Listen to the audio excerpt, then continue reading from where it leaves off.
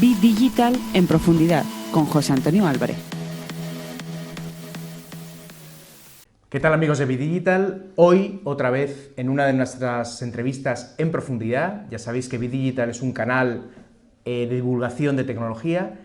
Nuestro propósito de transformación masiva es ayudar al desarrollo, a la mejora de la calidad de vida de la gente con el uso útil de la tecnología, y en ese sentido, si es tecnología, tienes que contarlo.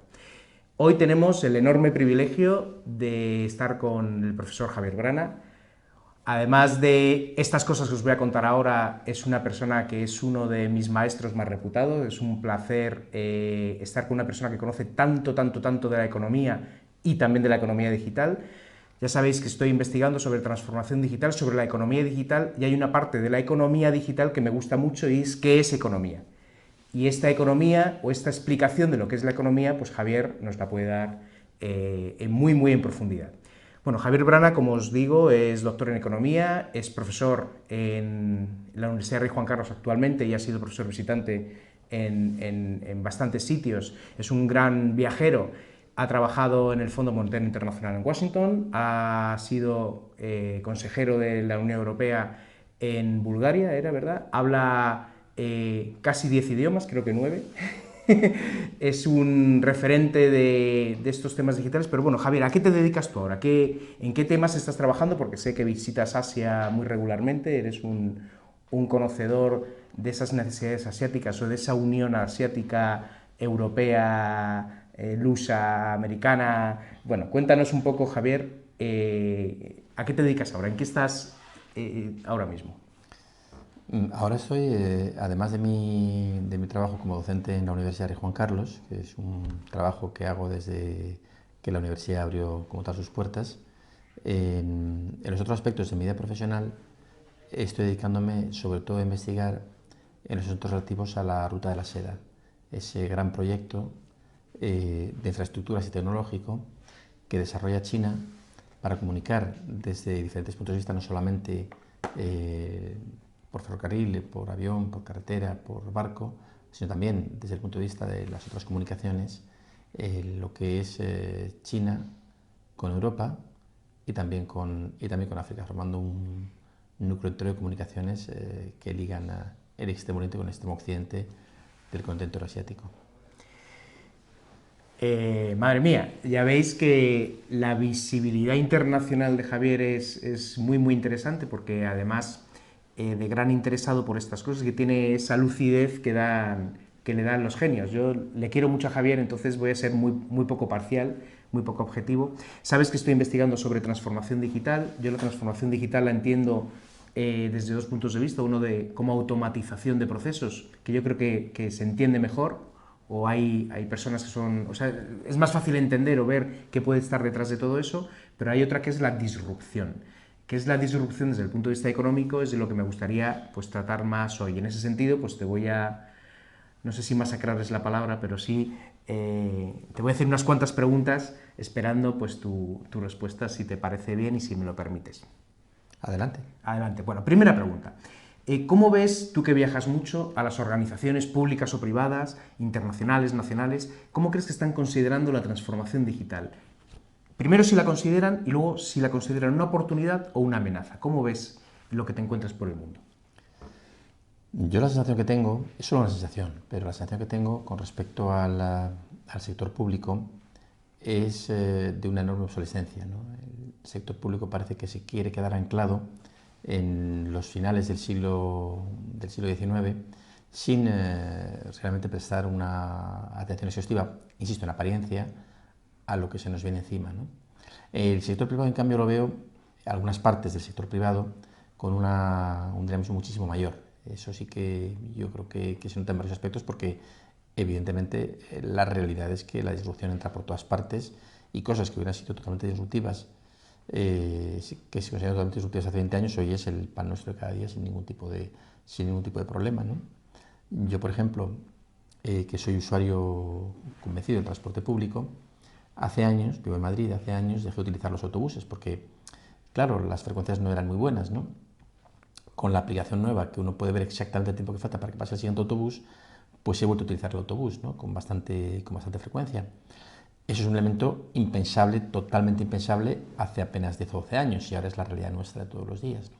Lo que pasa es que esto es una cuestión, digamos, casi pequeña, ¿no? Es decir, es muy llamativo, pero es casi pequeño. Yo creo que más allá de estas cuestiones pequeñas, aparentemente manejables por los poderes públicos, en lo que de Dios depende, sí que uno intenta adaptarse si cree que lo domina. Pero en los procesos de una mayor disrupción, yo tengo la sensación de que los poderes públicos están bastante al margen, a mí me lo parece, y otra cosa es entrando en profundidades con los que llevan determinados departamentos, pero a mí me parece que en general los poderes públicos están bastante al margen de lo que se nos está viniendo encima, no son conscientes de todo ello. En ese sentido, a pesar de que efectivamente las organizaciones públicas pues están un poco quizá más, no sé si perdidas es la palabra, pero menos orientadas a esto, sí que hay organizaciones que te habrás encontrado que lo están haciendo francamente bien, que le han entendido el fondo del asunto, que saben muy bien lo que están haciendo. Esas organizaciones que tienen éxito, ¿tú crees que son o serían capaces de crear un método, un patrón que se pudiese seguir? Y si se puede, se podría medir o hacer un nivel de adaptación comparable, un indicador que nos indique, un indicador que nos dé luz sobre lo cerca o lejos que estamos de la disrupción. ¿Se puede hacer indicador de esto, Javier? Bueno, a mí como profesor de economía y de estadística también, me encanta hacer indicadores. Yo he hecho indicadores de todo tipo y, de hecho, cuando estuve trabajando en el Fondo Monetario Internacional, hice un indicador para medir el pánico monetario, el pánico cambiario, que todavía los departamentos del Fondo Monetario Internacional lo utilizan, ¿no? Es decir, que si se trata de hacer indicadores, pues es un apartado que a mí me gusta especialmente, ¿no? Yo no sé hasta qué punto es factible plantearse hacer indicadores de esto, porque la sensación que yo tengo es que quienes están implicados en los elementos de disrupción a día de hoy son pioneros, ¿no? Y los pioneros les puede ir bien o les puede ir mal. Es decir, que cuando una cosa se consolida, el que ya viene después con la cosa parcialmente consolidada suele conseguir hacer un elemento de cambio muchísimo mayor que el que está en la fase inicial de la disrupción. Y el que está en la fase inicial de la disrupción, la sensación que yo tengo es que se queda, digamos, con el inconveniente, pero ya no le queda habitualmente más fuerza para dar los siguientes pasos que son dados por otros, ¿no? Por ejemplo, en el caso de España, es muy llamativo que el país, el Estado, decidió hacer unas grandes inversiones en tecnología para la producción energética limpia, cuando era todavía muy, muy caro, y eso ha dejado una deuda en materia de coste de electricidad en España muy alta, que naturalmente ha sido la investigación desarrollada y la práctica desarrollada aquí, que entonces en procesos que eran disruptivos, pues ha sido aprovechada por todos los demás sin haber pagado los costes que yo tenía. Es decir, que el que primero se mete en elementos de disrupción suele más bien pagar el pato que sacar el resultado, y en cambio el que entra en una segunda oleada es el que suele sacar más bien rédito del asunto, ¿no? Qué curioso enfoque, la verdad que todos los que he entrevistado es la primera vez que me lo dicen así. Gracias, Javier. Mira, yo busco bueno, características en las organizaciones que lo están haciendo bien, características que intento validar en las entrevistas, y una de ellas es lo que yo llamo grado de integración. El grado de integración, grado de integración o grado de innovación, entendido como la facilidad para adoptar las innovaciones en la gente que está en las organizaciones. O sea, hay veces que estas innovaciones disruptivas, que también son tecnológicas, encuentran facilidad en gente que es muy facilitadora de estas tecnologías porque le gusta, porque ¿cómo delimitado o cómo de potenciado encuentras este factor en lo que tú te has encontrado en las empresas, en las organizaciones, en el mundo? El grado de integración, el grado de innovación, ese conocimiento o esa facilidad de adaptación a lo tecnológico.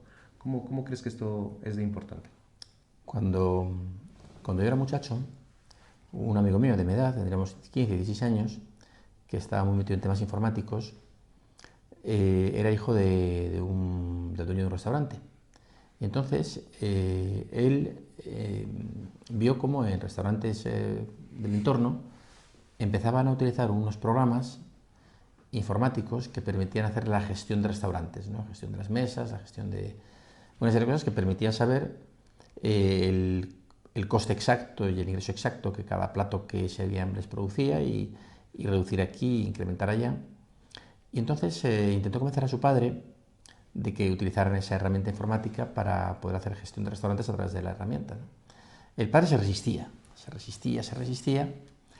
Y al final el hijo le convenció. O sea, tendríamos a lo mejor entonces 17 o 18 años, ¿no? El hijo le convenció, pero el padre le pidió, pero lo hacemos, pero te encargas tú, porque yo esto ni sé ni quiero saber nada, ¿no? Entonces el hijo, que ahora es el dueño del restaurante, introdujo ese programa de gestión de restaurantes y naturalmente la cosa fue mucho mejor porque el control de los costes fue muchísimo más claro. Incluso me comentaba que se podía ver qué cámaras hacían la sisa, que también parece que eso existía, etcétera, etcétera, ¿no? Pero tuvo que ser el muchacho que convenciera al padre de que eso era algo correcto, ¿no?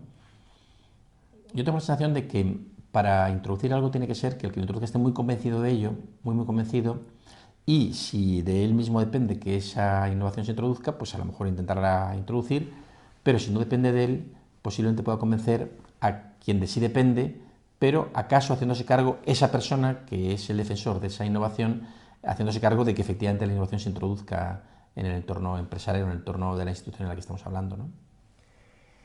La verdad que te has adelantado en las preguntas, me pasa siempre con gente inteligente, ¿no? ¿Tienen en la organización donde trabajas y las organizaciones que te encuentras un plan de transformación digital de verdad?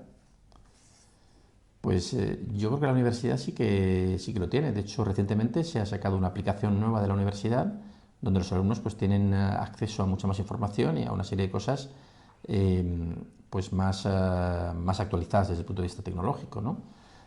Yo creo que hay un interés grande, ¿no? Al fin y al cabo, de algo tiene que servir que el actual rector de la universidad sea un ingeniero, ¿no? Es decir, que eso, normalmente en los aspectos ingenieriles, siempre que sea ingeniero, pues posiblemente ayude más, ¿no?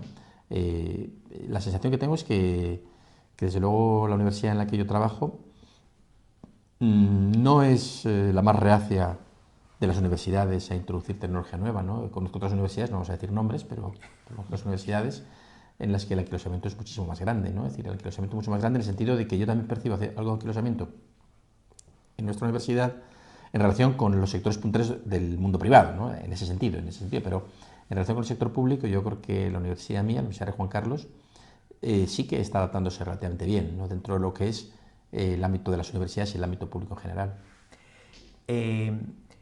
Si tuvieses que transformar una compañía, ¿qué preferirías? ¿Cómo balanceas? O sea, ¿qué es mejor? ¿Transformar una empresa consolidada con esos medios ilimitados, una superempresa que tiene esas ventajas? ¿O prefieres una desde cero? ¿Crees que es más fácil desde cero empezar ya así y que el camino la grande lo tiene perdido? ¿Cómo ves el trade-off ese entre empresa grande consolidada con medios ilimitados y empresa pequeña, pequeña o digital que no ha nacido, pero que todavía tiene que crecer mucho, ¿no? ¿Cómo ves ese balance?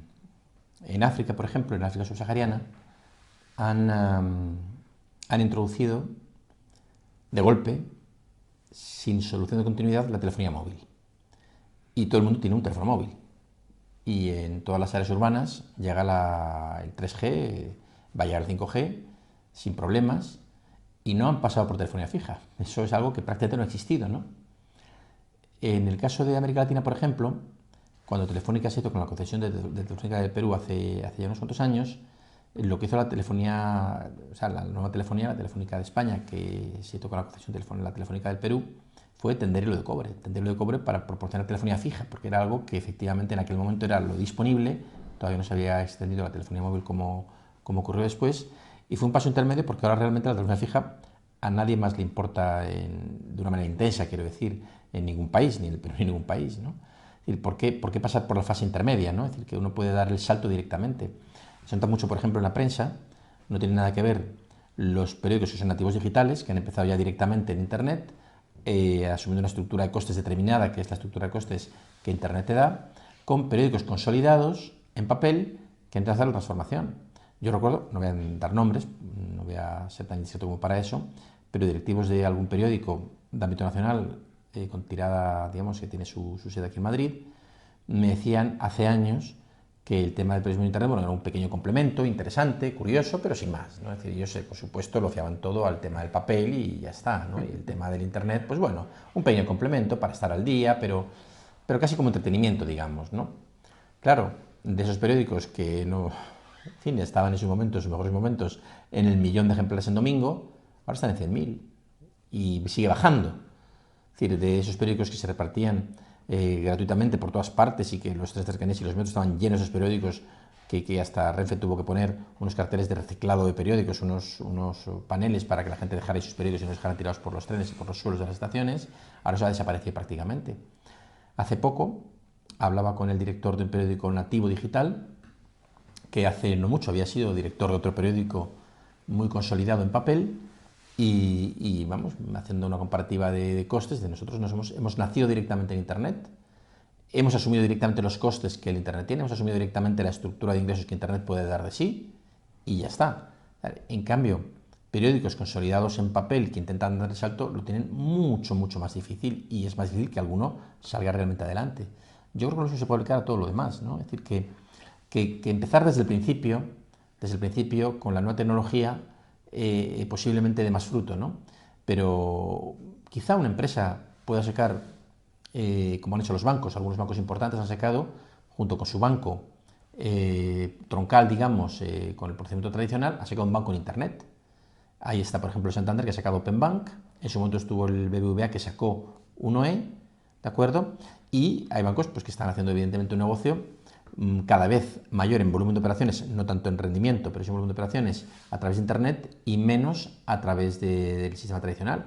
Pero han ocurrido ya compañías bancarias que ya están operando que solamente funcionan por Internet, no tienen red de oficinas, no tienen nada, solamente funcionan por Internet. Eso les confiere algunas restricciones, es verdad, pero fuera solamente por Internet sin prácticamente costes, ¿no? Con una estructura de a lo mejor 20 o 15 o 12 trabajadores, en vez de miles y miles que tienen los bancos tradicionales, y se adaptan a unas comisiones mucho más bajas, a unos intereses con diferenciales con respecto al Euribor mucho más bajos, y les va bien, ¿no? Entonces, yo tengo la sensación, insisto, es solo una sensación, que le es mucho más difícil adaptarse a una nueva circunstancia a entidades consolidadas con el procedimiento antiguo, ¿no? A no ser que de la adaptación dependa su propia supervivencia, ¿no? Entonces, a lo mejor dicen, no, es que no queda otra que adaptarse sí o sí y ajustar las circunstancias a lo nuevo. Ahí está, por ejemplo, Santander y la Caixa, que están cerrando prácticamente, pues no sé si una cuarta parte de oficinas anunciaron hace poco, ¿no? Porque vamos a intentar concentrar el negocio en otras estructuras con menos costes o en otras actividades con menos costes, reduciendo la parte fija. Es decir, que puede ser que la adaptación en los que se ven compelidos a hacerla de fruto, puede ser, pero yo diría que es más fácil que uno que empieza directamente en digital pueda sacar más fruto de lo digital sin tener el lastre de haber participado inicialmente con otro formato distinto. ¿Y cuánto sabemos o no sabemos, o sea, cuánto sabe el ecosistema interno y externo de las compañías de lo que están haciendo en transformación digital? ¿Cómo de importante ves el factor y cuánto crees que sabemos de lo que está haciendo, pues no sé, esta universidad o lo que está haciendo la empresa de transportes o... ¿Cómo de importante ves esto y cuánto sabemos de estas cosas? Pues yo creo que el público general se entera nada más de la punta de iceberg, ¿no? Nada más de lo esencial. Yo creo que el usuario ordinario no se entera, ¿no? Hace unos días, un par de fines de semana, estuve en Londres con un amigo mío que iba a ser, había subido categoría en un gran banco, iba a ser el adjunto al jefe de seguridad informática del banco, ¿no? Era un puesto importante y él estaba exultante del asunto, ¿no? Entonces me contó lo que estaban haciendo. No tenía ni idea. Me pareció una cosa novedosísima y de una enorme envergadura para evitar los fraudes que evidentemente pues, existen y cada vez es más difícil enfrentarlos porque los hackers están en todas partes, ¿no? Claro, yo creo que de eso, salvo que te lo cuente el que lo está llevando, el general del público no se entera. Otra característica que me parece muy importante, el liderazgo disruptor. Aquí pienso en Jobs, ¿no? Como ese liderazgo disruptor es la capacidad no solo de adoptar la disrupción, sino de traccionar, de crear esa espiral virtuosa en el ecosistema que permita a los demás aprender. Digo, pienso en Jobs porque él dice, bueno, el cliente no sabe lo que el usuario, no, el consumidor no sabe lo que quiere. Quieren esto. Y tengo un iPad y todo el mundo, y desde entonces ese señor ha diseñado el mundo, ¿no?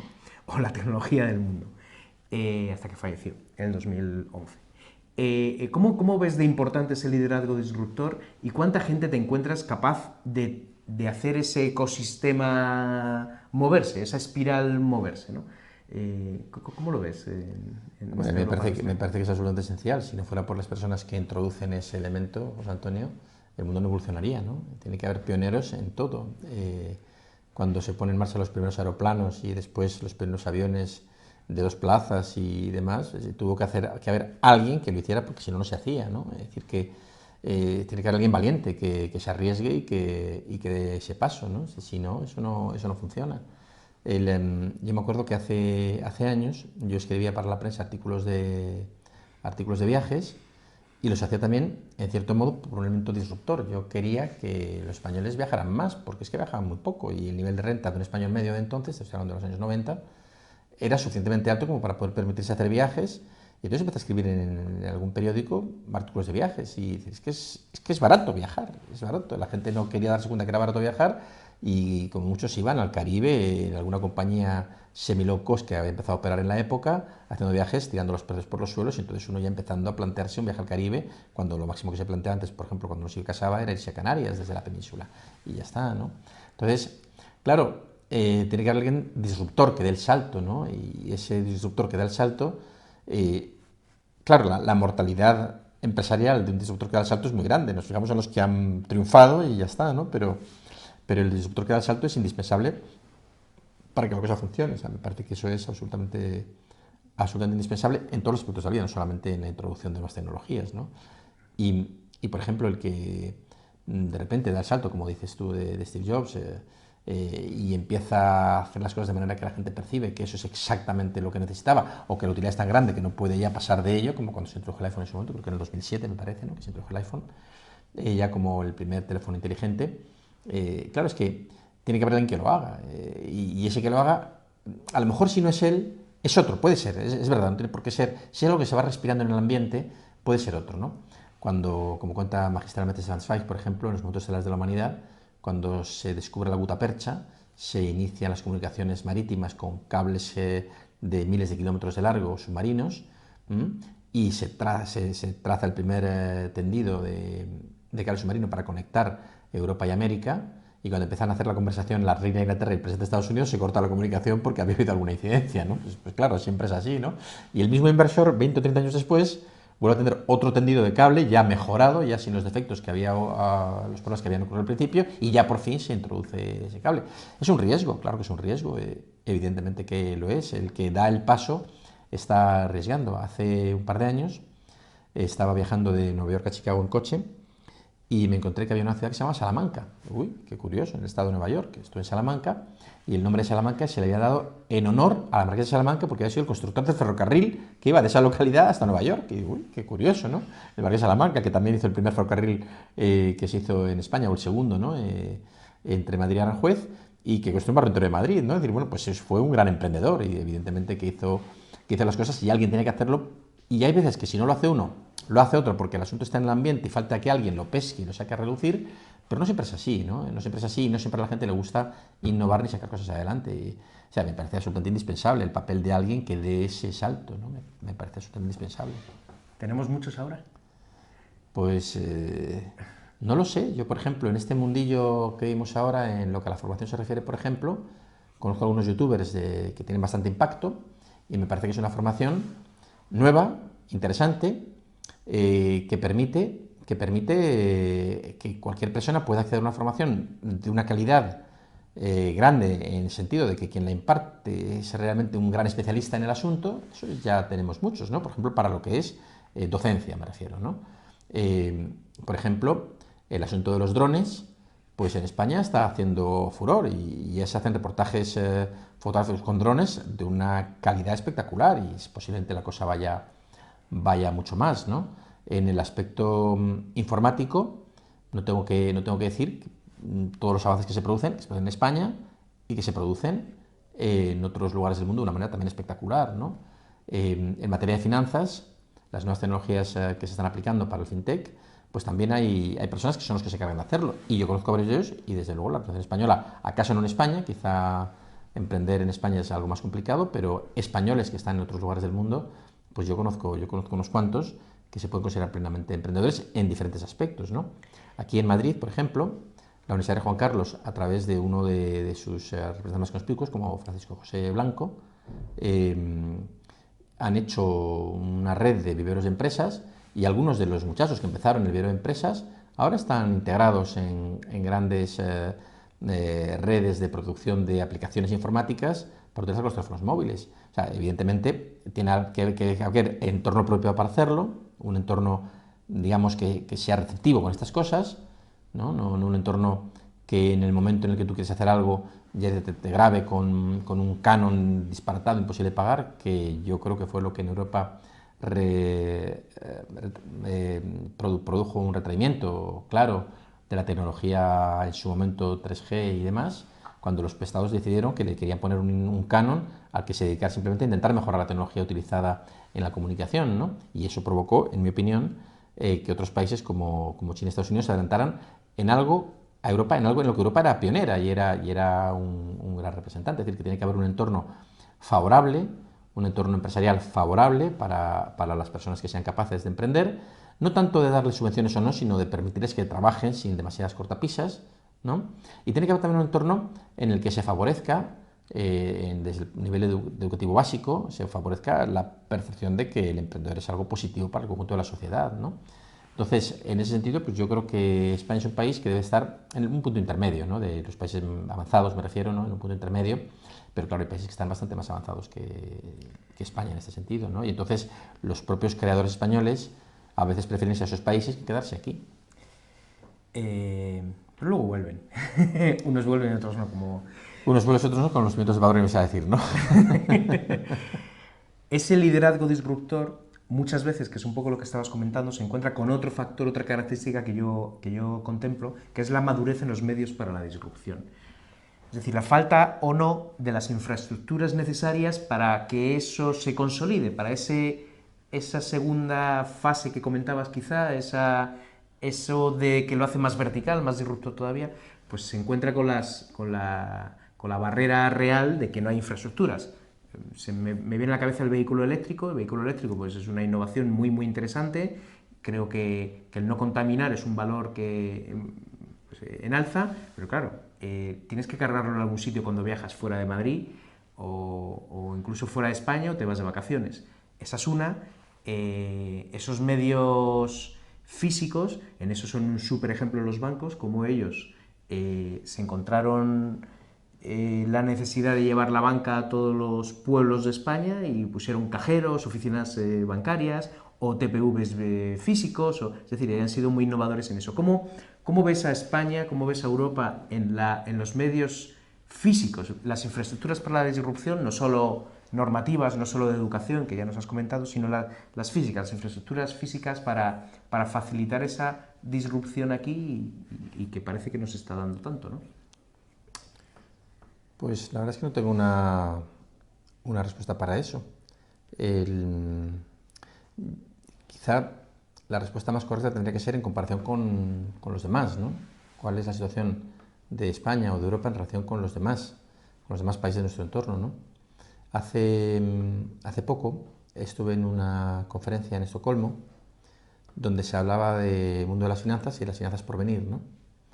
Y de lo único que se mencionó, digamos, con cierta intensidad en lo que a esto que tu pregunta se refiere, era que esa guerra por la disrupción era una guerra por la disrupción que se daba exclusivamente entre China y Estados Unidos. Europa no pintaba nada, ¿no? Y da la impresión, a decir de los que se supone que trabajan todo el día sobre esto, que Europa se ha quedado ya atrás directamente, ¿no? Que Europa está atrás y no es capaz de ponerse un poco al día en este asunto, ¿no? Yo la verdad es que no lo sé. Por ejemplo, los chicos que eran egresados de la Universidad Politécnica de Madrid, de la Escuela de Telecomunicaciones, que montaron la empresa BQ e intentaron hacer una empresa que tuviera toda la cadena productiva en España, ¿no? Y se dieron cuenta que en España, en ningún polígono industrial, tenían la capacidad de hacer una cadena de producción de teléfonos móviles, tuvieron que hacerlo en China. Entonces, el teléfono BQ está totalmente diseñado en España por ellos, es verdad, tienen un servicio de atención al público y tal, que está localizado en España, en la ciudad de Rivas hacia Madrid, y atienden relativamente bien, pero lo que es la producción propia de los teléfonos lo tienen que hacer en China porque en España, y creo que en Europa, a decir de alguno de ellos, pues no tienen siquiera la capacidad de poder producirlos porque no hay una cadena de producción que se adapte a esas necesidades, ¿no? Entonces, la situación, la verdad es que es, en ese sentido, pues yo creo que complicada, ¿no? Es decir, tampoco las trabas que se ponen con respecto al control del trabajo creo que ayuden, ¿no? Porque la persona que trabaja, lo que trabaja, yo no creo que ya tenga que medirse por horas de trabajo, ¿no? Es decir, eso es para un tipo de trabajos muy concretos, ¿no? Es decir, el trabajo del albañil que pone ladrillos para hacer una pared, no creo que tenga tanto que medirse en cuántas horas está poniendo ladrillos, sino cuántos ladrillos pone bien puestos según después decida el aparejador, claro. Si un albañil pone 20 ladrillos y otro albañil pone 40 en la misma unidad de tiempo, lo que cuenta son los ladrillos que se ponen, no que uno esté una hora y el otro esté una hora, sino lo que cuenta son los ladrillos que se pongan, ¿no? Entonces, las restricciones con respecto al horario me parecen innecesarias en según qué parte del proceso productivo, pero especialmente en el proceso productivo disruptivo que nos encontramos ahora. Intentar poner ese tipo de puertas al campo me parece que es introducir una restricción grande que hace que posiblemente la cosa no funcione. Hace poco estuve en una conversación larga con Juan Vicent, que es un ingeniero de la Universidad Politécnica de Valencia, que está desarrollando en España la Hyperloop. Y la verdad es que las posibilidades de desarrollo de la Hyperloop en España son limitadas. Es una tecnología muy disruptiva, pero en España la posibilidad de que eso se desarrolle, teniendo en cuenta el resto de los elementos, pues hace que sea la cosa complicada, cuando resulta que son unos ingenieros españoles, todos egresados de la Universidad de Valencia, la Universidad Politécnica de Valencia, y con un nivel altísimo, y que han ganado algunos premios internacionales y han podido probar las instalaciones esas que son 9 kilómetros más de que tiene Tesla y en las afueras de San Francisco, ¿no? Pero en España eso es que ni se plantea, ¿no? Da la impresión de que cuando triunfa ya sí, pero tiene que ser que triunfe, ¿no? Para que entonces ahí toda la gente ponga su atención en ello. Bueno, yo veo que en el caso de España no estamos en el punto más avanzado, pero claro, dentro de los países de nuestro entorno, ¿no? Si nos fijamos en ese entorno, pues estaríamos por la mitad quizá. En el entorno mundial pues estaríamos en el sector superior, evidentemente, pero creo que todavía queda mucho que avanzar, ¿no? No tanto dar ideas como eliminar restricciones, ¿no? Eliminar inflexibilidades que lo único que hacen es generar problemas, pero que parece que aquí tiene que estar todo eso demasiado controlado y es un entorno acaso poco proclive a que el que quiere inventar, el que quiere producir, el que quiere introducir el elemento disruptivo lo pueda hacer. Abundando en esa idea de las compañías que podría haber y las que no hay, recuerdo un comentario de un éxito que transmitía Marriott, la cadena Marriott de hoteles, decía que el año pasado o el anterior iban a crear 30.000 habitaciones, 30.000 camas, ¿no? O soluciones habitacionales. Y los de Airbnb decían, uy, qué bien está esto, ¿no? Nosotros tenemos 30.000, pero al día, ¿no? Entonces, eso es la diferencia entre una organización tradicional, que un éxito fantástico puede ser crecer un 4, un 5, un 6% anual, que para empresas grandes pues es un éxito tremendo, pero claro, esas que crecen un 30% cada mes, yo las llama la literatura organizaciones exponenciales. Las Uber, las Amazon, las Google, ¿Por qué esas compañías no están en Europa, en España, y por qué están en otros sitios? ¿Por qué se exporta absolutamente toda la tecnología, todo el conocimiento, pero esa parte de creación de organizaciones exponenciales está muy concentrada en 3 o 4 sitios en el mundo y a lo mejor me sobra alguno, ¿no? ¿Por qué no somos capaces de exportar eso también? ¿Qué es lo que está, o de importar, mejor dicho, para nosotros, ¿no? ¿Qué nos está fallando? Tú que eres un gran conocedor de Europa, ¿no? Hace unos años tuve ocasión de tomar por primera vez el tren nocturno entre Astana y Almaty, en Kazajstán. Y ese tren nocturno, de una enorme calidad, es un tren Talgo, porque la empresa Talgo fabrica trenes que se venden en todo el mundo y compiten con todos los tipos de trenes más altos que existen en el mundo entero. Uno de los elementos de su tecnología, es que permiten, que es un elemento clave, insisto, que permiten hacer circular trenes a una velocidad relativamente alta por vías antiguas, ¿no? Por vías antiguas y por infraestructuras de una calidad, digamos, inferior a la necesaria para circular trenes de alta velocidad o demás. Claro, mientras que el tren ordinario hace el recorrido entre Almaty y Astana en a lo mejor 22 o 23 o 25 horas, ese tren lo hace en 12. y los 1.200 o 1.300 kilómetros que separan las dos ciudades te lo hacen una noche, con lo cual sales a las 8 de la tarde de Almatí, llegas a las 8 de la mañana a Astana, con lo cual has ganado la noche porque el tren es muy cómodo, has podido dormir estupendamente y llegas por la mañana siguiente al otro sitio. Es decir, ahí se está compitiendo al máximo nivel, ¿no? Entonces, yo no creo que... Yo tengo experiencia impartiendo clases en una veintena de países, clases, conferencias, cursos intensivos, y yo tengo la sensación de que los estudiantes españoles que están en la universidad no tienen nada que envidiar en medio a los estudiantes de ningún otro país, ¿no? Y el nivel de capacitación no tiene tampoco nada que envidiar, ¿no? Hombre, evidentemente, si estamos en un contexto en el que en un país utilizan, si eres de la universidad, el 50% de las personas en edad de ir a la universidad, y en otros el 10%, y en un país es el 50% mejor, y en otros el 10% mejor, pues el 10% mejor, en general, en media, va a estar mejor que el 50% mejor. Claro, eso es obvio, pero vamos, que el número de personas excelentes yo no creo que haya, o que presente un número así muy diferencial de un país con respecto a otro, ¿no? No lo creo, es decir, que creo que la capacidad de creación es una capacidad bastante repartida, cuando el ambiente donde se crea esa capacidad pues es un ambiente positivo, ¿no? Cuando uno no encuentra ese ambiente positivo en su país, pues se va a otro país donde sí encuentra ese ambiente positivo, ¿no? Eso es una realidad. En el caso de Europa, sí que es verdad que se concentran estas actividades pues atendiendo a muchos criterios. Por ejemplo, es curioso ver que la mayoría de los youtubers españoles ahora operan desde Andorra. Y te planteas por qué, ¿no? Y dices, bueno, pues por los impuestos, claro. Un chico joven que acaba de ver que su futuro es dedicarse a ser youtuber y ve que está empezando sus canales a tener 100, 200, 500, 1000, 2000, 5000, 50.000, 100.000, 200.000, medio millón, 1.000.000 de suscriptores, y que empieza a darle dinero y dice, joder, yo no sabía que esto de los impuestos era una cosa tan complicada, ¿no? Y entonces cambian de residencia fiscal y se van a Andorra. Y eso hacen los demás. Y las empresas, por ejemplo, que se instalan en Europa procedentes de Estados Unidos, muchas lo hacen en Irlanda. ¿Por qué lo hacen en Irlanda? Bueno, es evidente que hay un elemento clave que es la idiosincrasia y la cosmovisión irlandesa y norteamericana, que tiene bastante en común, toda vez que un porcentaje alto de los norteamericanos son de origen irlandés, ¿no? Es una primera cuestión evidente, ¿no? Otra segunda cuestión, que no me queda ninguna duda, es el idioma, porque en Irlanda el idioma más hablado, con mucha diferencia, es el inglés, y naturalmente es un inglés en el que se puede entender perfectamente a uno y otro lado del Atlántico sin mayor problema. Otro tema interesante a lo mejor es que desde Irlanda es el único país europeo que tiene un acuerdo con Estados Unidos para que el control de seguridad y de pasaportes se haga en el aeropuerto irlandés antes de entrar en Estados Unidos, con lo cual tú haces el control en Irlanda. Cuando llegas a Estados Unidos ya entras por la zona de tránsitos nacional, no puedes enlazar con cualquier vuelo sin ningún tipo de restricción, y si tienes que quedar, sabes que puedes quedar sin tener que estar pensando si quedas 2 o 3 o 5 horas después, porque la cola para pasar puede ser muy grande cuando es de otro aeropuerto, ¿no?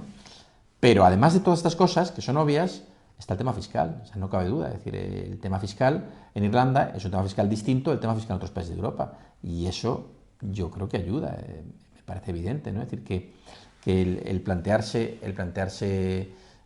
recaudaciones en actividades bastante móviles y que da igual en qué lugar del mundo las desarrolles, pues hace que uno de los factores, acaso no el más importante, ¿no? Pero desde luego uno de los factores es computar cuál es la fiscalidad, ¿no? Computar cuál es la fiscalidad y cuál es la estructura burocrática que haya en cada estado. Entonces, un país que quiera atraer talento, lo primero que tiene que hacer es eliminar el elemento burocrático y desde luego competir fiscalmente, ¿no? Porque si no elimina el elemento burocrático, si no compite fiscalmente, eso retrae seguramente la inversión. Yo conozco bastantes españoles que, sin querer reconocerlo de manera explícita, se van del país, españoles jóvenes, con talento, ingenieros potentes y demás, porque ven que en España, si realmente empiezan a hacer algo positivo, algo en grande y demás, pues ya se los come fiscalmente, ¿no? Y claro, eso acaso tampoco ayude, ¿no? O sea, yo pienso que el entorno tiene que ser un entorno en el que puedan realmente cuajar las empresas, ¿no? Si Becu quiere instalarse en España y lo quiere, pero no hay ni siquiera un solo polígono en España en el que sea posible hacer toda la cadena de producción de un teléfono móvil, pues es muy difícil, ¿no? Pero si el ambiente tampoco es proclive a que eso exista, pues entonces dices, bueno, no lo hay, pero no lo hay porque el ambiente no es proclive a que eso exista. Y si el ambiente es proclive a que eso exista, es más probable que lo haya, ¿no? Esa es un poco la idea, ¿no? Yo creo que Europa, uno de los factores que tiene en su contra, es un factor de una excesiva presión fiscal sobre los sectores más productivos, ¿no? En otros lugares que son más atractivos, entre el paquete de elementos de atractivo está una fiscalidad más baja. A lo mejor se podría plantear, es decir, que para empresas innovadoras establecer otra fiscalidad distinta por lo menos en los 5 o 10 primeros años de existencia de una empresa, ¿no? A lo mejor eso permitiría que la innovación no se viera directamente en el momento que empieza a dar algún fruto, pues literalmente vaciada de ingresos por una estructura fiscal demasiado impositiva, no demasiado intensa. Sí, que no solo la ventaja fiscal de la propia empresa que se plantea estar en Irlanda, sino la de sus directivos. O sea, que son los directivos los que se tienen que trasladar a vivir al país de destino, los que miran de forma muy rigurosa la fiscalidad del propio directivo, ¿no? Que es una cosa que muchas veces no se tiene suficientemente en cuenta y que es poco recaudadora, pero un factor muy importante en la toma de decisiones, ¿no? Una de las últimas preguntas, ya queda poco. ¿Sabes que hay un temor en esto de la digitalización, de la transformación digital, de la disrupción, desde el punto de vista social del empleo, ¿no? ¿Tú crees que este proceso destruirá o creará empleo de forma neta? O sea, ¿cómo quedará la foto del empleo tras estos años, dentro de 10, 15 años? Bueno, eso depende, ¿no?, de cómo se mide el empleo. Yo siempre me gusta recordar el ejemplo de la línea de trenes de cercanías Yamanote de Tokio, donde durante todo el día hay un conjunto de personas que están en los andenes de todas las estaciones de esa línea, es la línea más concurrida de cercanías del mundo entero, y entonces los agentes que están después a lo largo de cada andén, dando a cada vía, pues hacen símbolos o signos, perdón, entre ellos, esto con la nariz, esto con la oreja, hacen movimiento, no sé. Y yo un día tuve curiosidad por ver qué hacían exactamente y me quedé ahí en una estación, en la estación de Shibuya, me parece recordar, un par de horas y vi que no hacían nada. O sea, que lo que hacían no aportaba prácticamente valor ninguno, ¿no? Claro, llamar a eso empleo me parece un poco excesivo, ¿no? Es decir, que yo aquí en España, que tenemos en las principales áreas metropolitanas un servicio de cercanías bastante bueno, los trenes funcionan perfectamente sin que haya no sé cuántas personas en los andenes haciendo ese tipo de movimientos y demás, ¿no? No digo cuidado en la hora punta tener a alguien que empuje, ¿no? Porque el hecho de que un tren de línea que va cada 2 minutos en la hora punta, el tarde en cargar y descargar pasajeros en menos de un minuto es esencial para que la línea pueda funcionar con la frecuencia correspondiente, eso sí es un valor añadido, pero lo que se hace por parte de otras personas todo el día, pues yo creo que el valor es más bien cero, ¿no? Claro, hacer trabajos con valor añadido yo creo que va a ser cada vez más difícil, es decir, hacer trabajos que tengan un valor añadido real, yo creo que eso va a ser más difícil cada vez, ¿no? Ahora, que la población esté entretenida, yo creo que eso es relativamente fácil, ¿no? Es decir, que la población esté entretenida y que crea que lo que está haciendo es un trabajo y por lo que tiene que cobrar, yo creo que es relativamente fácil de hacer, ¿no?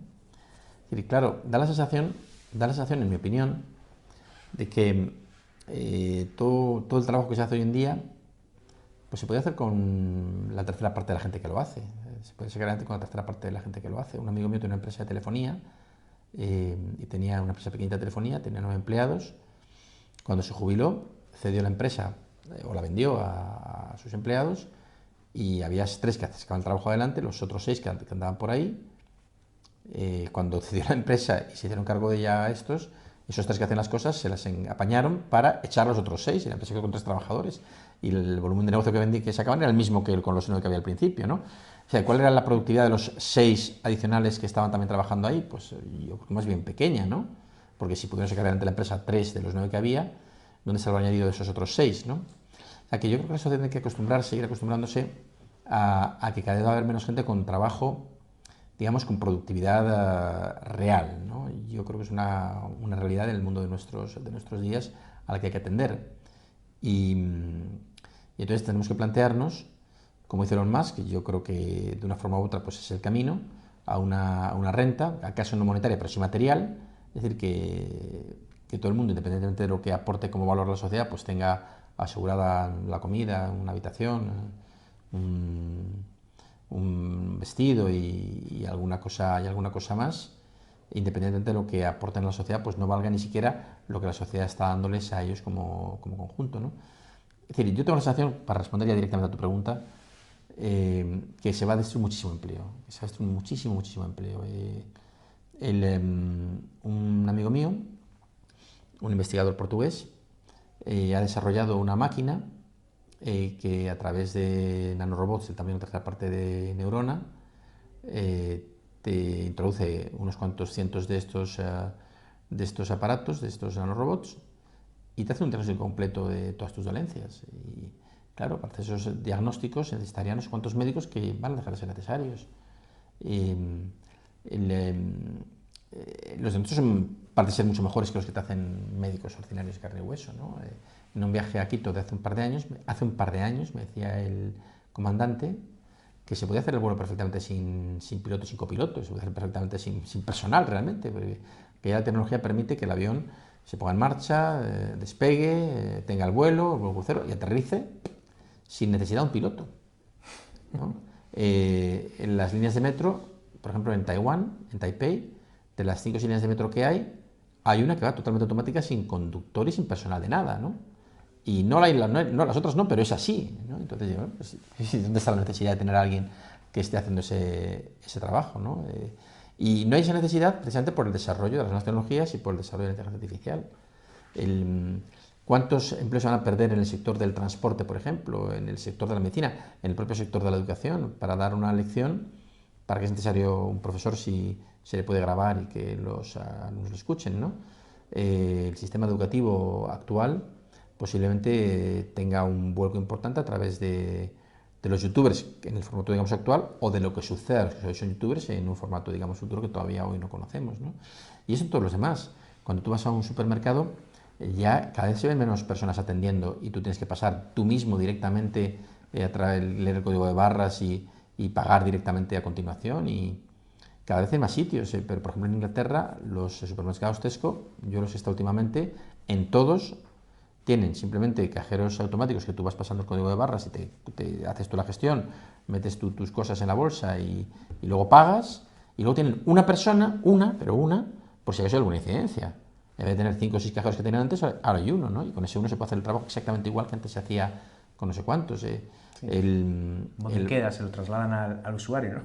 Sí, pero al final eso también repercute en un menor coste seguramente, porque dices, bueno, a lo mejor ellos no querrían aplicar un menor coste, pero si los demás de la competencia empiezan a hacerlo, pues ellos tendrán que hacerlo también, ¿no?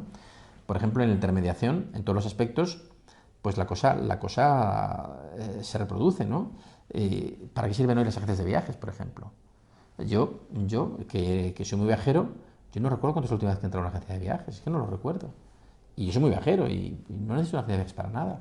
Me acuerdo incluso que hace unos años di una vuelta al mundo y la saqué en una tarde con una aplicación informática. Yo saqué la vuelta al mundo tal cual, no ya un billete de ida y vuelta de un sitio a otro, sino una vuelta al mundo entera. La saqué una aplicación en un par de horas, mirándolo tranquilamente, y la pagué, la saqué, la pagué y ya está. Es decir, claro, dices, ¿para qué sirve una agencia de viajes, ¿no? ¿Para qué es esto? Todo eso? Y estamos hablando hace unos años ya, estamos hablando hace 6 o 7 años, no estoy hablando de ayer, ¿no? Entonces, los elementos nuevos de fintech que hay hacen que los costes que tienen los servicios financieros pues se reduzcan enormemente. ¿Y por qué están cerrando oficinas? ¿Y por qué están despidiendo trabajadores? De momento hay un ERE importantísimo de Santander y otro de la Caixa, pero parece que eso se va a extender a más. Y claro, pues es que es normal. Yo me acuerdo de muchacho, cuando iba a la agencia de Caja Madrid, que era la de mi casa, había unas colas larguísimas siempre con la gente haciendo montones de operaciones, que hoy en día casi todas se hacen directamente por internet, ¿no? O no ya por internet en tu casa con ordenador, sino la aplicación directamente mientras estás en el autobús o cosas así, ¿no? El otro día estaba en un autobús yendo no sé dónde, y estaba en el autobús, me estaba sacando billetes de avión para este verano, tranquilamente, y terminé el viaje en autobús en un par de horas y ya tenía todos los billetes sacados. Bueno, pues... Es decir, claro, si es que al final dices... Te formas con unos vídeos, ¿no? Que es una formación para algunos aspectos pues que es más que suficiente, ¿no? Más que suficiente. Tienes coches sin conductor, eso ya existe. Tienes taxis sin conductor, eso ya existe. Y evidentemente sin conductor significa que aunque con la novedad te puedan cobrar lo mismo que con conductor, en algún momento tendrá que bajar el precio. Si una de las partes esenciales del coste es la persona que conduce y ahora no conduce, pues entonces se va a quedar sin conducir. Y yo no sé si la sociedad actual está en condiciones de dar un acomodo efectivo a las personas que por millones se van a quedar sin los trabajos que hacen actualmente. Dice Luis Garicano que con la tecnología nueva, con la inteligencia artificial, lo más fácil del mundo es construir una máquina que gane siempre al ajedrez, ¿no? Porque eso simplemente es computar los movimientos que hay, los movimientos que no hay, y ver cuál es el posible camino que pueda tomar el juego. Que hay, en cambio, algunos tipos de trabajos muy específicos en los que cuenta algún tipo de creatividad y ahí es mucho más difícil que se produzca la sustitución. En el ámbito mío, de la educación, yo creo que, por ejemplo, mientras que las clases magistrales es un instrumento que quizá mengue en el futuro, porque ¿para qué escuchar a un profesor cada día hablando su lección si se le puede tener grabado y escucharlo, o tenerlo incluso bajo la forma, pues digamos, de un avatar o de una, no sé cómo se llama, una visualización que tienes, ¿cómo se llama eso? ¿En realidad virtual o realidad aumentada? O... No, no me refería a eso. Un holograma. Un holograma, ¿no? O sea, un holograma, tú puedes perfectamente tener un profesor, el profesor favorito, como holograma, aprietas al botón, te sale el profesor, te cuenta la lección, una lección bien grabada, bien trabajada y tal, y ya para qué sentiste al profesor, ¿no? ¿Para qué? Pues para la parte de tutorizaje individualizado. Es así, esa parte de tutorizaje individualizado, pues eso, hombre, siempre tiene un plus el que eso lo hagas con una persona, ¿no? O un psicólogo, pues es mejor posiblemente que sea una persona quien te atiende, quien te escuche, ¿no? O siquiera alguien que te corta el pelo, ¿no? Es decir, que se corta el pelo una máquina, a lo mejor la peluquería, pues algo que puede dar fruto, ¿no? O cuando te vas a ser atendido en un restaurante, a lo mejor que venga un dron con la comida, pues no te gusta y te da como grima y prefieres que te atienda una persona de carne y hueso y demás, ¿no? ¿Sabes? Yo, por ejemplo, he estado esta mañana en el dentista porque me está haciendo una férula y me ha atendido una persona de carne y hueso. No me imagino un dron poniéndome la férula y haciéndome daño en el diente y no me lo imagino, o sea, no lo sé, pero yo a día de hoy eso todavía no me lo imagino, ¿no? Yo creo que hay algunas profesiones que su necesidad sí es palmaria, pero que el resultado no va a ser negativo, lo veo claro, ¿no? A lo mejor me equivoco, por supuesto, que es una suposición nada más, pero yo creo que el resultado no va a ser negativo, vamos a tener mucho menos trabajo en el futuro, trabajo de productividad real, ¿no? Otra cosa es cómo entretener a la gente, ¿no? Cómo entretenerla para que se perciban como productivos y la vida se les haga pues más llevadera, ¿no? Última pregunta, Javier. Mariana Mazzucato, en su Estado emprendedor, ese concepto de que el Estado es el que tiene que tiene que ejercer un papel fundamental. De hecho, las innovaciones de Google, muchas de las innovaciones de Google son innovaciones públicas. La propia Internet es una innovación del Ministerio de Defensa de Estados Unidos, ¿no? ¿Cómo ves ese liderazgo en la disrupción? ¿Quién lo tiene que llevar, la iniciativa pública o la iniciativa privada? ¿Cómo ves ese camino? En la India hay una diferencia enorme entre el sur y el norte, ¿no? El sur de cultura dravídica y el norte de cultura indoeuropea y sanscrítica, pues hay unas diferencias grandes. Y un primer ministro de la India decidió hace años crear un gran centro de desarrollo tecnológico en el sur de la India, en la ciudad de Bangalore. Y efectivamente la ciudad de Bangalore se ha convertido, que era una ciudad muy pobre, se ha convertido en una de las ciudades punteras a nivel mundial en todo lo tecnológico. Y eso fue la iniciativa de un primer ministro de la India, ¿no? Por ejemplo, he tenido la suerte de viajar a la India en 6 o 7 ocasiones y claro, del Bangalore que yo conocí la primera vez que viajé a Bangalore hace años al Bangalore de hoy, el Bangalore de hoy no tienes la sensación de estar en una de las ciudades pobres de la India, que las hay y muchas, sino de estar en una ciudad perfectamente desarrollada del mundo rico, ¿no? Claro, la tecnología, tú ves una clase media muy desarrollada en Bangalore, de personas que se dedican a ese segmento de la actividad productiva, y una vez que tú generas ese caldo de cultivo, pues eso tiene su propia vida, ¿no? Tiene su propia vida si ha conseguido cuajar, ¿no? Si ha conseguido superar determinado umbral, ¿no? Y yo creo que eso se ha producido, por ejemplo, en la ciudad de Bangalore en la India, y no se produce en Calcuta, que sí es una ciudad, en fin, muy problemática, ¿no? Que tiene muchas dificultades y evidentemente la iniciativa gubernamental ha sido, yo creo que clara, ¿no? ¿Hasta dónde puede llegar la iniciativa gubernamental? ¿No? Porque tú puedes simplemente poner las bases para que otros se asienten, pero tienen que creérselo, ¿no? Tienen que creérselo. Si tú haces algo y tu gobierno es un gobierno demasiado volátil y las líneas van cambiando de un año para otro, de 4 en 4 años y demás, pues al final eso no cuaja porque la gente no se lo cree, ¿no? Tiene que ser que uno se lo crea. Yo creo que Bangalore fue un éxito, es un éxito rotundo, porque la gente se lo creyó y porque efectivamente es una política que se ha mantenido y mantenido y mantenido y mantenido y mantenido, ¿no? Entonces, en ese sentido, pues la gente se lo creyó y la cosa ha funcionado. Portugal, por ejemplo, ha implementado un sistema de fiscalidades bajas para personas que vienen de otros países, con rentas del exterior, y eso ha traído a personas con esa situación. ¿no? Y entonces ahora parece que quieren cambiarlo y que sí, que no, y que no, y que sí. El primer ministro de Portugal, el que es socialista, dijo que no lo cambiaba. O sea, que no, este es un sistema muy bueno, que lo convierte a Portugal en un país muy atractivo, y aunque estas personas que vienen de fuera con unas bonificaciones importantes en el impuesto de renta, pero también viven aquí, consumen aquí, y generan impuestos indirectos también aquí, y eso ya genera una dinámica incluso recaudatoria mucho más venida que la que había antes, y naturalmente somos conscientes de que si les empezamos a intentar sacar más y más y más, pues simplemente dejarán de estar aquí y demás, ¿no? O sea, hay que hacer políticas que además sean consistentes a lo largo del tiempo, ¿no? Si Bangalore ha sido un éxito, está siendo un éxito y posiblemente siga siendo un éxito, es porque ya ha cuajado, ¿no? Ahora, evidentemente, el poder público normalmente analizar qué es lo que es emprendimiento y qué es lo que puede salir para adelante y qué no, pues esto es muy relativo, ¿no? En un polígono industrial de una ciudad española que no voy a mencionar, me dijo el alcalde de la ciudad que ese polígono pues iban a hacer, pues tenía fiscalía muy baja, tenía unas situaciones muy buenas y no sé qué, pero a la postre, cuando yo informé esto a un amigo mío empresario para ver si se trasladaba allí y demás, habló con el alcalde de esta ciudad y le dijo, no, esto es para mis amiguetes y tú aquí no pintas nada, ¿no? Yo, pues vale, pues no voy, ¿no? Es decir que, claro, tiene que ser algo consistente y real, ¿no? Si es consistente y real, pues la cosa no funciona. Entonces, en contextos en los que es consistente y real, posiblemente se pueda generar ese ecosistema empresarial que haga que efectivamente uno se sienta cómodo trabajando y produciendo y creando allí. Es espiral virtuosa. Espiral virtuosa, efectivamente, sería la espiral virtuosa.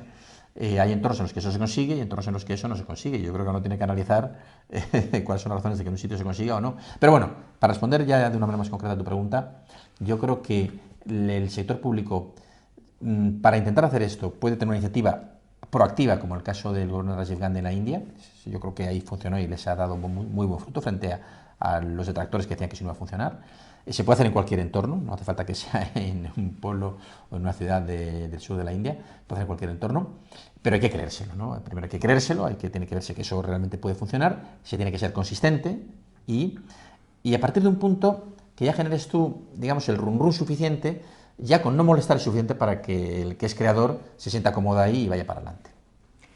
¿Qué te queda por decir, Javier? En este contexto de lo que estamos hablando, nos has dado muchísima información, mucha luz sobre todo esto. ¿Qué te queda? ¿Qué tienes ahí entre los dientes que en este contexto sea interesante de contar a nuestros oyentes y a la audiencia, en definitiva? Yo creo que el mundo va a cambiar muchísimo, que lo que estamos viendo ahora solamente son los prolegómenos de un mundo totalmente distinto, ¿no? Mi admirado Stefan Zweig, cuando escribió los grandes retos de la humanidad o los grandes acontecimientos de la humanidad o los momentos estelares de la humanidad, habló una serie de cosas y él me hace gracia que se maravillara, y también lo cuenta en el mundo del ayer o el mundo de ayer, de que la gente se pueda comunicar por teléfono, ¿no? De que es un avance impensable, la gente se puede comunicar por teléfono, ¿no? Y que pueden llegar las noticias de un lado a otro del mundo en apenas unas horas, ¿no?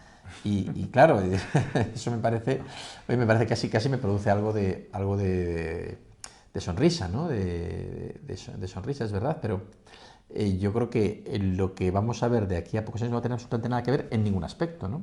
En ningún aspecto. Yo tengo la sensación de que lo que conocemos ahora son los últimos contratos de un mundo que termina de morir pronto, ¿no? Que termina de morir pronto. Un mundo en el que la salud va a ser muchísimo más sólida porque se van a encontrar metodologías de tratamiento y de curación mucho más potentes que las que existen actualmente, que ya se están investigando, no digo que se investiguen dentro de 30 años, están investigando ya, empiezan a dar fruto ya. La profesora María Blasco escribió recientemente con una amiga suya periodista un libro, Vivimos 140 años en salud. Creo que por ahí va una parte de las cosas. Creo que la necesidad de personas trabajando va a ser mucho más pequeña dentro de 20 años que hoy. No sé si la sociedad va a ser capaz de captar a las personas cuyo trabajo ya no sea productivo desde el punto de vista que hemos mencionado antes. No lo creo. No lo sé, pero no lo creo. Estamos en una revolución industrial de una envergadura, sí que hay mucho mayor que la que produjo en el campo, que era solamente el 5 o 10% de las personas produciendo frente al 80-90% previo a esa revolución. Y yo no sé si la sociedad está preparada para ese elemento de disrupción tan grande, ¿no? No lo sé. Nada está seguro, ¿no? no está seguro nada de lo que se hace. Me decía hace poco un amigo mío que, por ejemplo, las funciones de un notario, de un registrador de la propiedad, iban a quedar totalmente superadas en menos de 10 años a través del blockchain. No sé si eso será verdad o no, yo no lo sé, pero si lo fuera, ¿qué se tendrán en 5 o 10 años un registrador de la propiedad o un notario? ¿Qué sentido tendrá? Yo no lo sé, ¿no? A lo mejor se mantiene por algún otro motivo, pero yo no sé qué sentido tendrá. ¿Qué sentido tiene, por ejemplo, por decir, fijaros el ejemplo, ¿no? Pintar una raya continua y discontinua en una carretera cuando se puede saber perfectamente quién está circulando en esa carretera, a qué distancia, quién viene, quién no viene, y que eso permita a un coche perfectamente adelantar sin importar que haya una línea continua y discontinua, porque sabe qué coche está viniendo o no está viniendo por el otro lado, ¿no? O qué ocurría con estas de alta velocidad, que es el no va más de la innovación, hace 20 o 25 años, y ahora, si se produce una disrupción como el Hyperloop, pues prácticamente quedan destronados, ¿no? Porque el coste con el Hyperloop, una vez montado, es infinitamente más bajo que el coste con un tren de alta velocidad. Cuando yo era niño, en la empresa en la que trabajaba mi madre, había 40 o 50 telefonistas para conectar a través de unos clavos, unos pinchos o no sé qué, la gente que conectar telefónicamente a la gente de la empresa con el exterior y entre ellos, ¿no? Y me parece que hoy son 40 personas que trabajan en WhatsApp, ¿no? Para comunicar miles y miles de millones de personas, o miles y miles de millones de llamadas y de mensajes a lo largo y ancho del mundo, ¿no? O sea, se hace lo mismo, pero con mucha menos gente, ¿no? Lo mismo. ¿El paso que se va a dar es de muchísimo más? Pues yo no lo sé. Yo no lo sé qué es lo que va a ocurrir, pero sí sé que yo, que no tengo coche, estoy en una fiebre alquiladora de coches para hacer viajes bonitos por el mundo, pensando que dentro de muy pocos años ya no se va a poder conducir, ya quedará simplemente prohibido el conducir libremente como se hace ahora, ¿no? Porque ya la conducción de un ser humano pues será una cosa absolutamente inaceptable, ¿no? Casi ilegal, ¿no? Dentro de unos años, me parece a mí. O sea, la disrupción yo creo que es de una magnitud tan grande, pero tan grande, que no nos podemos hacer idea todavía de su magnitud, ¿no? Tengo la sensación, y eso va a cambiar de una forma absoluta todo lo que hasta hoy día conocemos. Bueno, hay que verlo optimista. Javier, muchísimas gracias por varias razones. Primero, por exponerte a la cámara y por darnos tu conocer, tu saber. La segunda es por ser mi maestro, que esto aprendo mucho de ti y lo sabes. Y la segunda o la tercera es por ser mi amigo, ¿no? Que esto es lo que trae a lo otro probablemente. Pero muchísimas gracias, Javier. La verdad que los que estáis más cerca de todo esto veis la disrupción como la puntita del iceberg. Esto es curioso como estas entrevistas me están llevando a gente que ve la transformación digital delante, otros la ven detrás, pero ven delante de la disrupción, otros asoman a la disrupción y dicen, madre mía, lo que viene, ¿no? Y, y la verdad es que ese camino es muy interesante. Muchísimas gracias, como te decía, por aportar luz y valor. Ya sabéis que Bidigital es una ventana al mundo digital. Creo que de forma sosegada se puede entender un poco más lo que nos va a pasar. Es difícil de entender, de ver, de vislumbrar lo que viene, pero lo que sí que lo está haciendo muy rápidamente, y creo que este camino es interesante. Ya sabéis, queridos oyentes, que esto se emite en vídeo, se emite en podcast, y que si queréis seguirnos, pues tan fácil como encontrarnos en los lugares donde habitualmente estamos. Gracias por todo y nada, gracias, Javier, en esta ocasión en la Universidad Rey Juan Carlos. Y nada, hasta luego, hasta otro día, y que paséis una excelente semana. Muchas gracias, José Antonio.